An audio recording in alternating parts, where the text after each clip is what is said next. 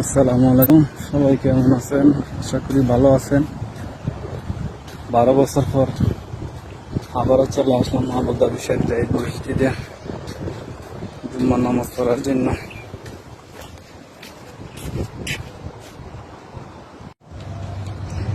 অবশেষে এখানে অনেক নিরাপত্তা দিয়ে চেকিং করে এয়ারপোর্টের মতো হইতে তারপরে ঢুকাইতেছে। এই যে গেট পাস হইলাম, এই গেট দিয়ে চেক করলো, সবকিছু চেক করার পরে এই যে মসজিদের কাছাকাছি চলে আসলাম। এই যে এটা চতুর্দিকটা ঘুরে ঘুরে আপনাদেরকে দেখাইতেছি। শুক্রবারে অনেক পর্যটক থাকে এই জায়গায়,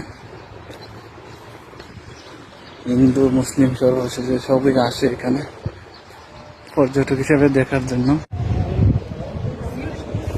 এখানে যারাই আসছেন খালাম মাহল ঢোকা ছাড়া খেয়ে এলাউট নেই।